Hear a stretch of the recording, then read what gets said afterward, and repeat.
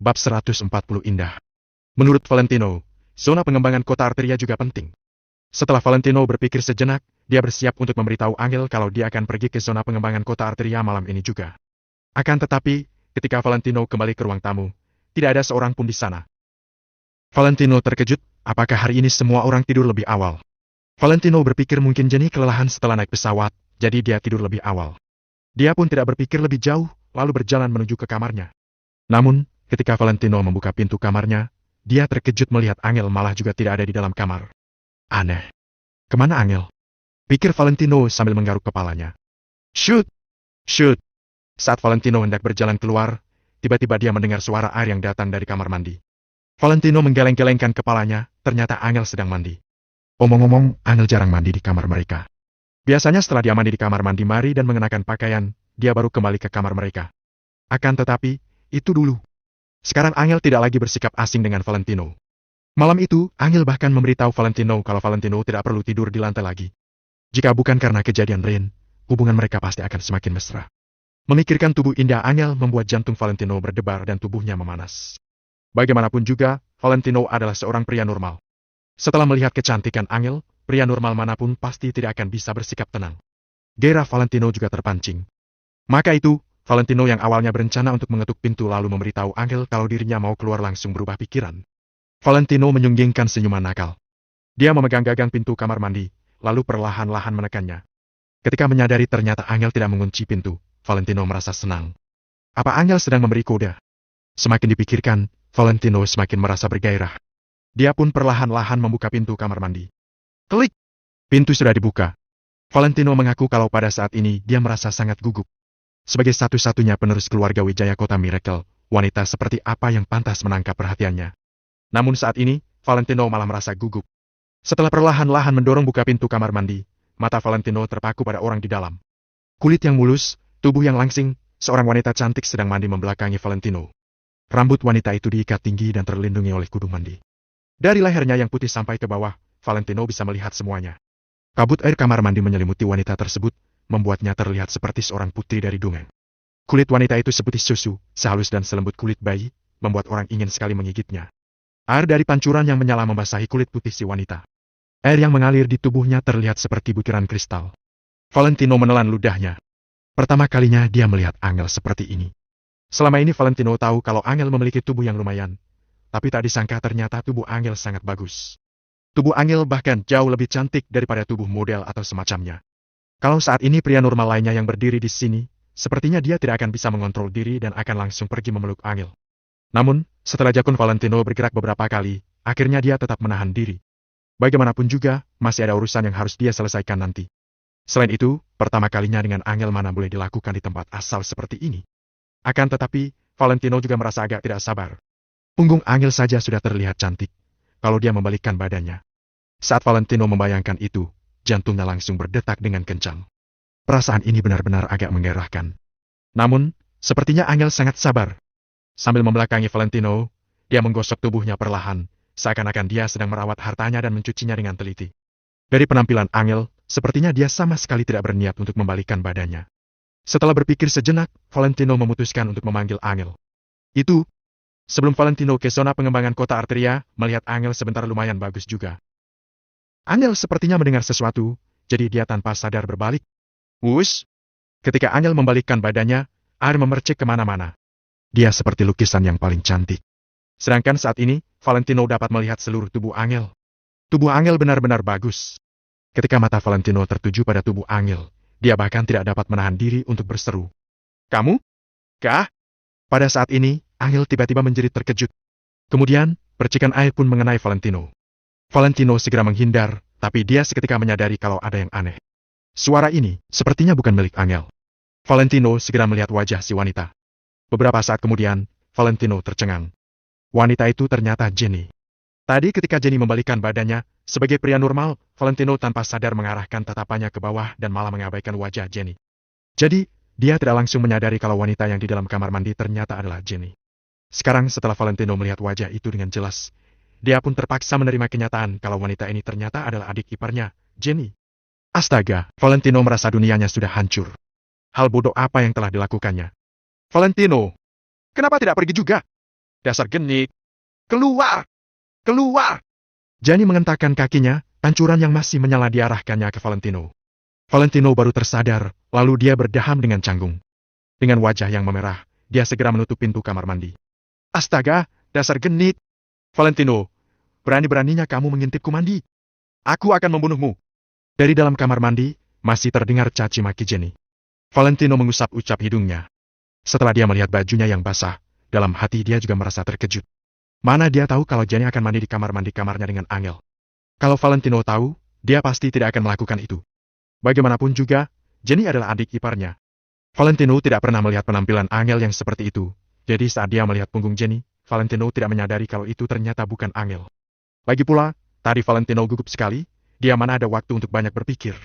Selain itu, tadi Jenny memakai kudung mandi, satu-satunya khas yang dapat dikenali Valentino pun tiada. Jadi, bukan salah Valentino kalau dia tidak mengetahuinya. Poin terpenting adalah Valentino juga tidak menyangka Jenny akan mandi di kamarnya. Benar-benar. Hal ini. Semakin dipikirkan, Valentino merasa semakin canggung. Setelah dia melihat bajunya yang basah kuyup, dia benar-benar terdiam. Bab 141 Barjas lagi. Valentino membuka lemarinya untuk mengganti baju.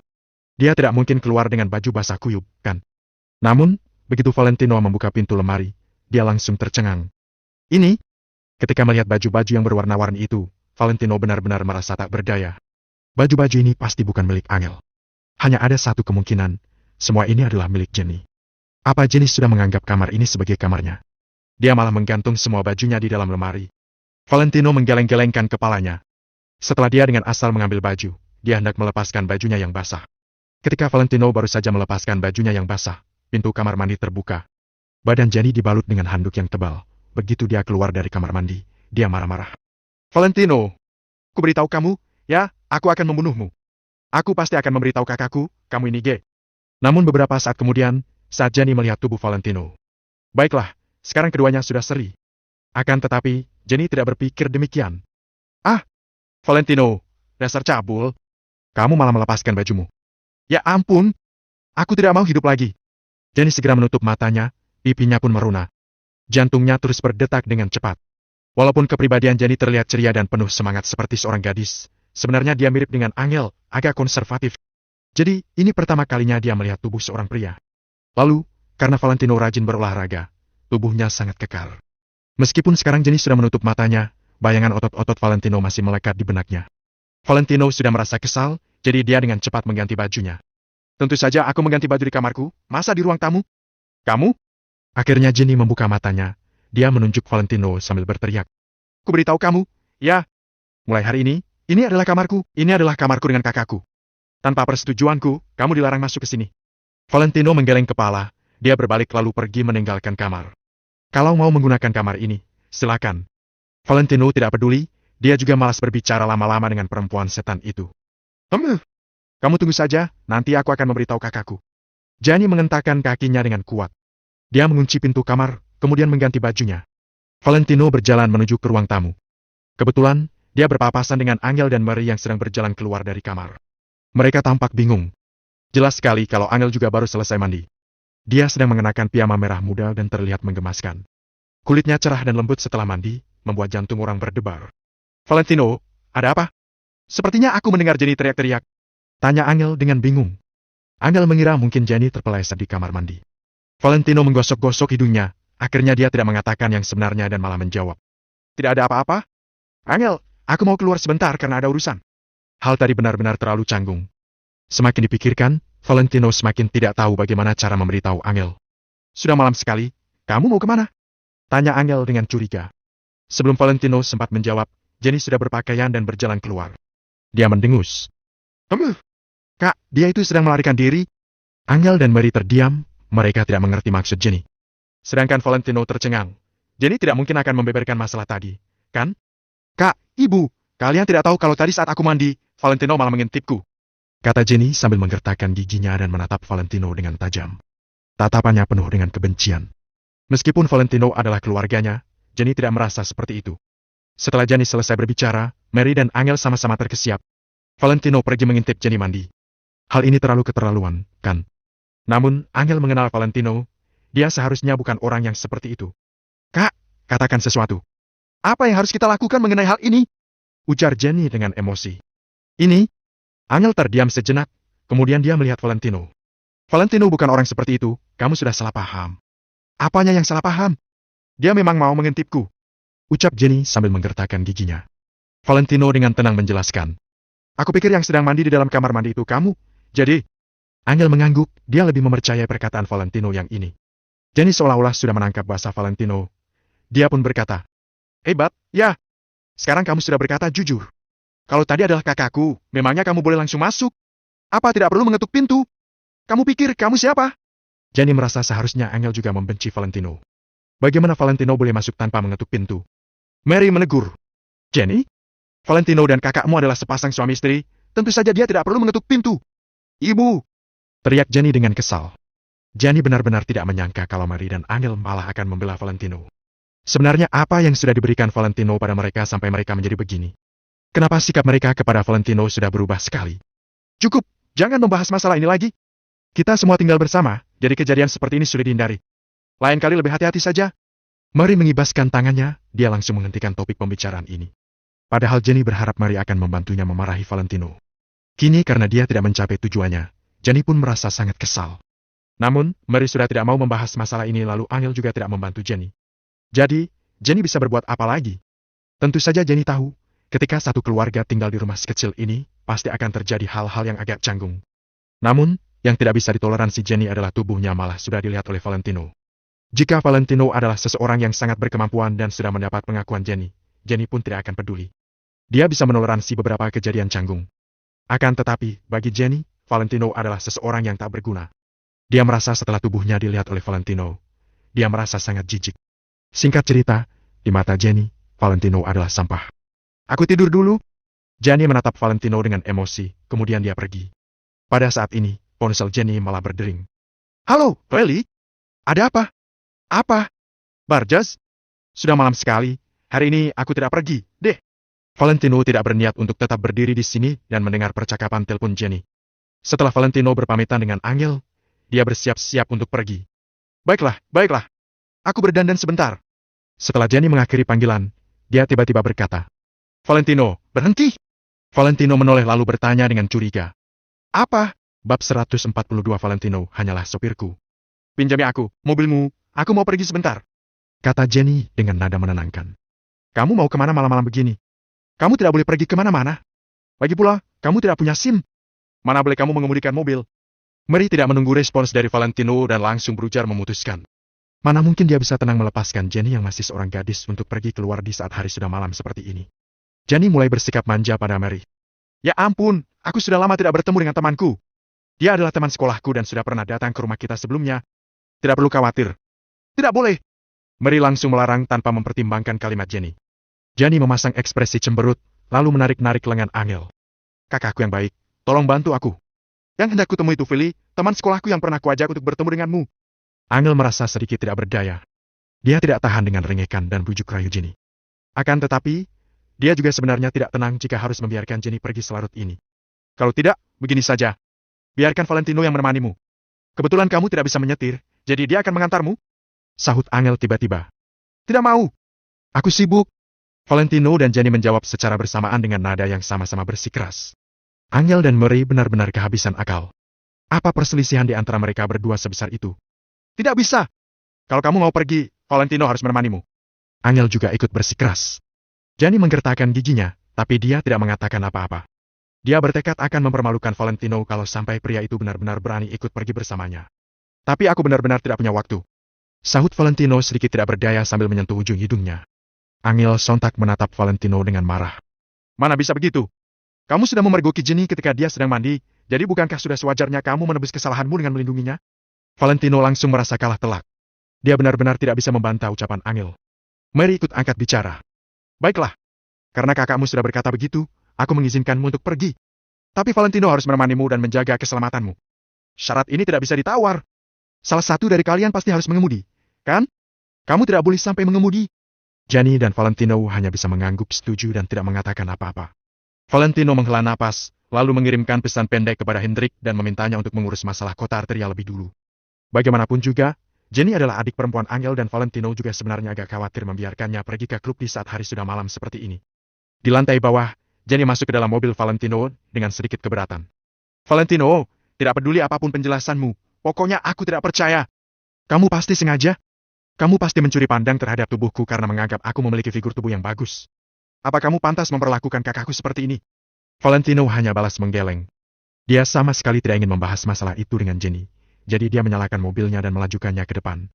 Jenny merasa semakin kesal dengan tanggapan Valentino. Dia pun meraung dengan marah. Valentino, jangan pikir kamu bisa melakukan apapun semaumu hanya karena kamu memenangkan 2 miliar. Kuberitahu, ya, di dunia ini masih ada banyak sekali orang yang lebih kaya daripada dirimu. Akan tetapi, Valentino tetap tidak mengacuhkannya. Semua perkataan Jenny dia anggap angin lalu. Dia bahkan menyalakan pemutar musik dan memilih lagu dengan lantunan musik yang menenangkan. Jenny merasa benar-benar kalah telak. Rasanya dia seperti sedang berbicara dengan tembok. Namun setelah dia pikir-pikir lagi, membawa Valentino keluar adalah tindakan yang sangat tepat. Bukankah Valentino berani bersikap sombong di depannya karena memiliki uang 2 miliar? Kalau begitu, malam ini Jenny akan mempertemukannya dengan teman-teman sekolahnya yang semuanya berasal dari keluarga yang hebat. Setidaknya, 10 orang Valentino tidak akan sanggup berdiri sebanding dengan mereka. 2 miliar. Jumlah itu bahkan tidak sebanyak uang jajan mereka setiap bulannya. Pada saat itu, kenyataan hidup yang kejam ini akan menghajar dan melenyapkan kesombongan Valentino. Jenny terkekeh senang saat membayangkan hal ini dan duduk di kursi belakang dengan santai. Valentino, kamu tahu jalan menuju Barjas? Kamu tidak perlu bantuan GPS. Tanya Jenny sambil melirik Valentino. Aku pernah pergi ke sana bersama temanku. Jawab Valentino dengan nada datar. Mana mungkin dia tidak tahu. Waktu itu, Howick dan Chloe berkomplot untuk membuat Valentino dan Angel mabuk. Rain juga saat itu ada di lokasi kejadian. Lokasinya adalah di Barjas ini. Akan tetapi, sekarang Howick sudah diusir keluar dari Maple Rain Real Estate. Ryan dan Krupp Kingston juga sudah pergi dari kota Neo. Valentino tidak tahu apakah pada akhirnya kota Neo ini bisa berada dalam kendalinya atau tidak. Apa yang dia tahu adalah dia akan menghancurkan siapapun yang berani menghadang jalannya menjadi berkeping-keping. Jenny tertegun sesaat sebelum akhirnya mendengus kesal. Dia tidak menyangka ternyata Valentino cukup mampu sehingga juga pernah pergi ke tempat berkelas seperti Barjas. Setelah itu, mereka berdua saling diam di sepanjang perjalanan dan segera tiba di Barjas. Saat ini, suasana di dalam Barjas sudah mencapai puncak kehidupan malam. Orang-orang berlalu lalang. Meskipun bar itu memiliki sistem kedap suara yang bagus, suara musik metal di dalam masih terdengar dengan jelas. Lampu di depan pintu berkelap-kelip dengan meriah dan suasana di dalam bar bahkan terasa lebih panas. Setelah Valentino dan Jenny turun dari mobil, mereka melihat Feli yang sedang celingak-celinguk di depan pintu bar. Jenny? Di sini? Di sini? Feli segera menyapa begitu melihat Jenny. Dia secara khusus berada di depan pintu untuk menunggu Jenny datang. Jenny segera menyapa balik dan langsung menghampiri Feli tanpa memedulikan Valentino sedikit pun. Valentino juga tidak ambil pusing. Pokoknya, tugasnya malam ini hanyalah mengawasi Jenny. Valentino tidak akan peduli selama tidak terjadi sesuatu pada Jenny. Oh, kakak iparmu ikut datang? Tanya Feli dengan tatapan yang berkilat senang begitu melihat Valentino. Dia itu hanya supirku. Aku tidak punya kakak ipar yang merupakan seorang pecundang. Jawab Jenny sambil mendengus kecil. Feli sedikit tertawa malu saat mendengarnya, lalu buru-buru mengajak mereka berdua masuk. Alan dengar kita kembali, jadi dia memajukan tanggalnya agar kita semua bisa berkumpul. Malam ini hanya sekedar pertemuan kecil. Dia akan mengatur perjamuan di lain hari dan mengundang semua teman-teman sekelas untuk hadir. Dia bilang ingin mengadakan pesta penyambutan untuk Jenny Kusuma, si gadis tercantik di sekolah kita. Bisik Feli menjelaskan di telinga Jenny sembari mengajak Jenny dan Valentino masuk. Apanya yang gadis tercantik di sekolah? Jangan meledekku, Feli. Sahut Jenny dengan wajah yang sedikit memerah. Suasana di Barjas masih terasa meriah. DJ memutar musiknya tanpa henti sedangkan ada sekelompok pria dan wanita di lantai dan saya memutar-mutar kepala mereka dengan bersemangat. Valentino merasa sedikit emosional.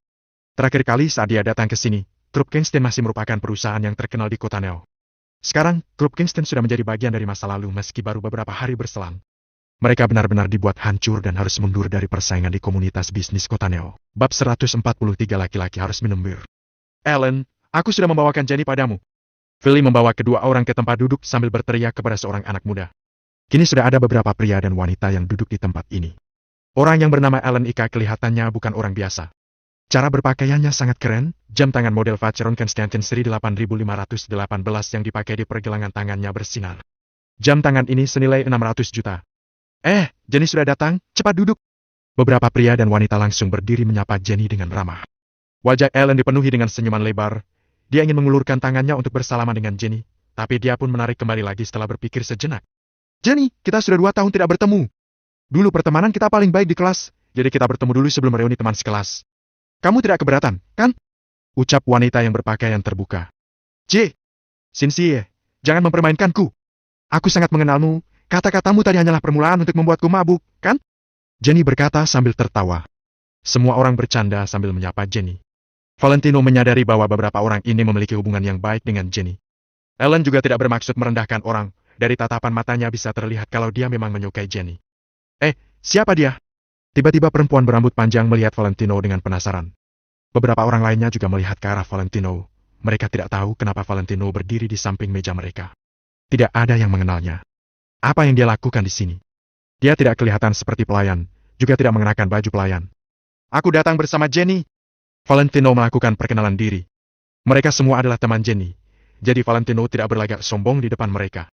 Setidaknya, dia tidak akan mempermalukan iparnya. Hanya saja, semuanya seketika menjadi hening saat Valentino selesai berbicara. Jenny mengerutkan alisnya, dia ingin berkomentar, tapi pada akhirnya tidak mengatakan apapun. Apa yang Valentino katakan tidak salah, dia memang datang mengikuti dirinya. Tidak mungkin Jenny tidak mengakuinya, kan? Tidak lama kemudian, pandangan semua orang langsung tertuju ke arah Ellen. Air muka Ellen langsung menjadi masam, tangannya menggenggam gelas anggur dengan kuat. Semua orang tahu kalau Ellen menyukai Jenny, bisa dikatakan Ellen sudah mengejar Jenny hampir 4 tahun. Akhirnya setelah 2 tahun tidak bertemu, Jenny malah memberikan kejutan yang begitu besar pada Ellen kali ini. Membawa seorang pria kemari. Tanpa dipikirkan, Valentino pasti pacarnya Jenny, kalau tidak, untuk apa Jenny membawa Valentino kemari? Seketika semua orang menjadi canggung. Awalnya mereka berpikir sudah 2 tahun tidak bertemu, mereka ingin menggunakan kesempatan ini untuk menyatukan Jenny dan Ellen. Sekarang, Jenny malah sudah punya pacar. Ellen merasa semakin sedih, dia merasa wajahnya seakan-akan ditampar dan terasa sangat sakit. Fuli terbengong, dia mengedipkan matanya beberapa kali, akhirnya dia pun sadar. Fuli langsung menjelaskan. Aku yang memperkenalkan saja, namanya Valentino, dia adalah kakak iparnya Jenny. Keluarga Jenny khawatir dengan Jenny yang keluar sendirian di malam hari, jadi menyuruh Valentino untuk mengikutinya. Setelah Fuli menjelaskannya, Ellen langsung mendongakkan kepalanya melihat ke arah Valentino. Beberapa orang lainnya juga langsung menaikkan kepala mereka dan menghela napas panjang. Oh, ternyata ini Kak Valentino. Silakan duduk, Kak Valentino. Kenapa kamu berdiri terus? Sikap Ellen seketika berubah drastis, seakan-akan seperti 2 orang kalau dibandingkan dengan sebelumnya. Sekarang Ellen merasa sangat tenang dan bahagia. Valentino bukan pacar Jenny, melainkan kakak iparnya. Jadi, untuk apa Ellen marah? Bahkan kalau kedepannya Ellen dan Jenny bisa bersama, maka mereka adalah sekeluarga. Dia juga harus menyapa Valentino sebagai kakak ipar. Dalam kesempatan ini, Ellen langsung meleceh Valentino. Suasana di tempat langsung menjadi ceria, semuanya menyapa Valentino dengan sangat ramah. Dia bukanlah kakak iparku. Bagaimana mungkin aku memiliki kakak ipar yang tidak berguna? Jenny mengoceh dengan suara yang kecil sehingga tidak ada yang menyadari omongannya. Valentino juga tidak berlagak sombong. Dia tertawa sambil duduk di kursi. Mana boleh Kak Valentino duduk di sini? Kamu, Ellen dan Jenny adalah tokoh utama malam ini. Mari, ayo minum. Seorang pemuda langsung menarik tangan Valentino. Aku tidak ikut minum. Kalian yang minum saja. Nanti aku masih harus menyetir lagi. Valentino menolak dengan alasan lain. Ini? Pemuda itu langsung kehabisan kata. Lagi pula memang tidak aman untuk berkendara setelah minum. Tidak apa-apa, Kak Valentino. Nanti aku panggil sopir pengganti saja. Kamu minum saja dengan santai.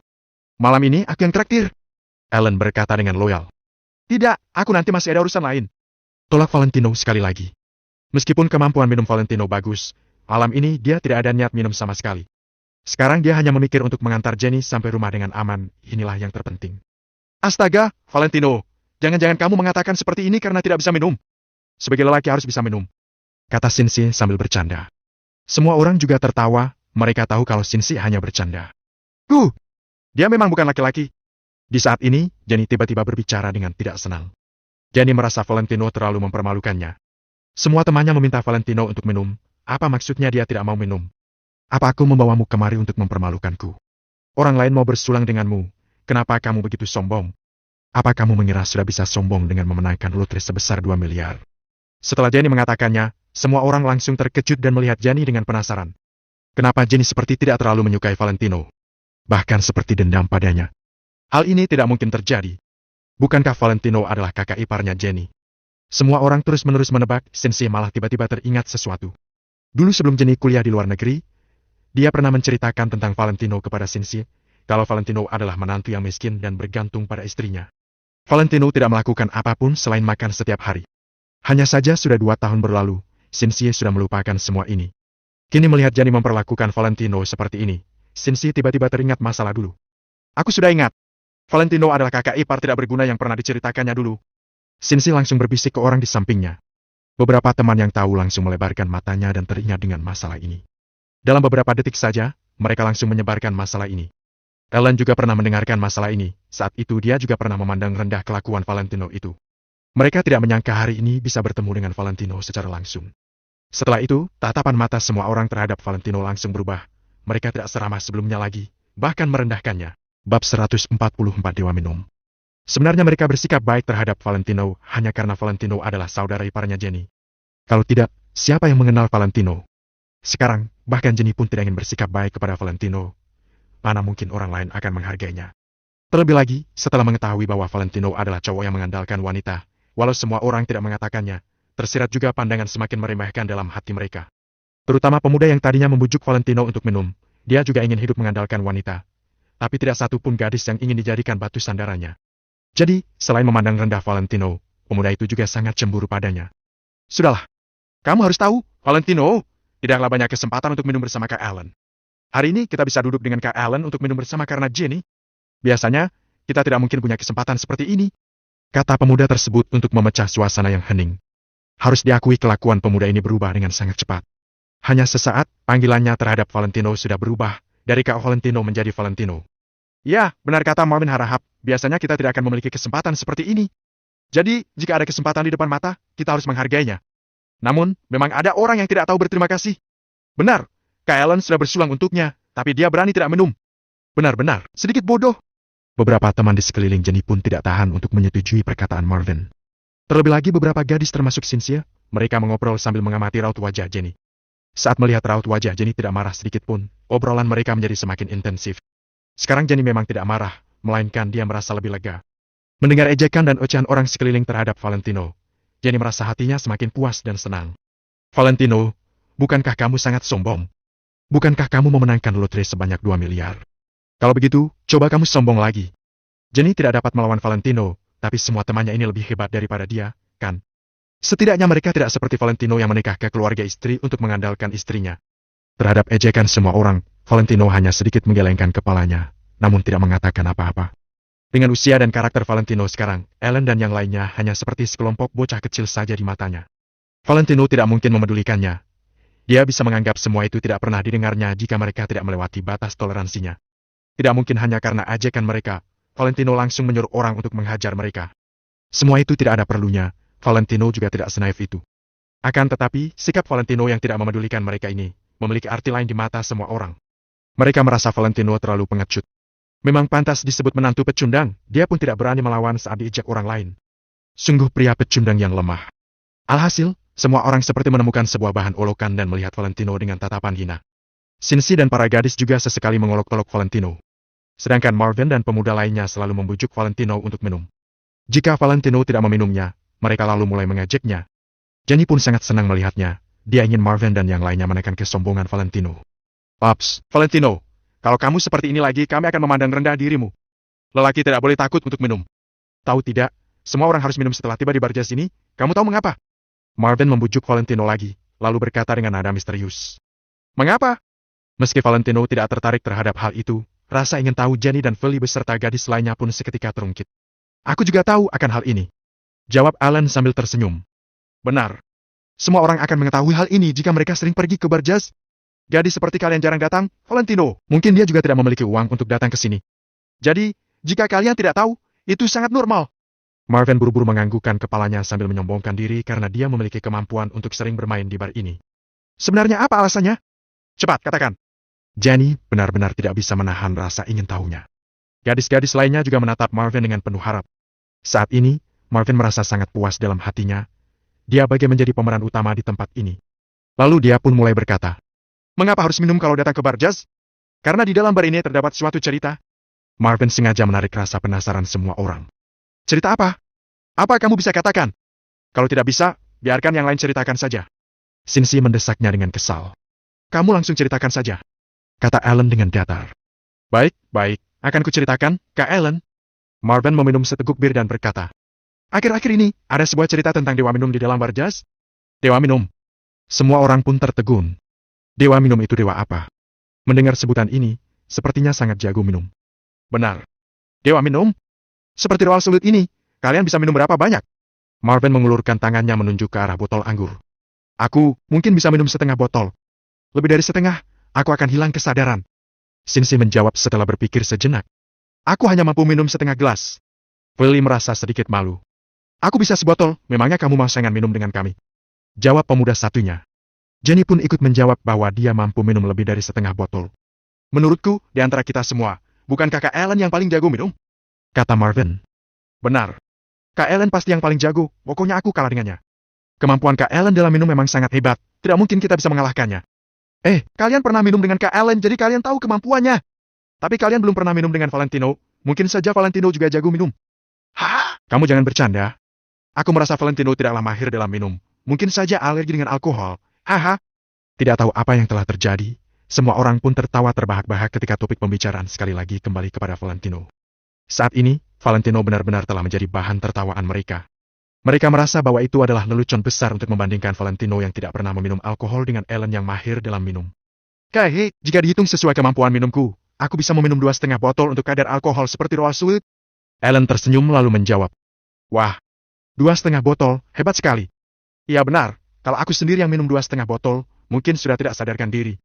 Shinsi dan beberapa gadis semuanya berseru, bahkan Jenny pun melihat Ellen dengan sorot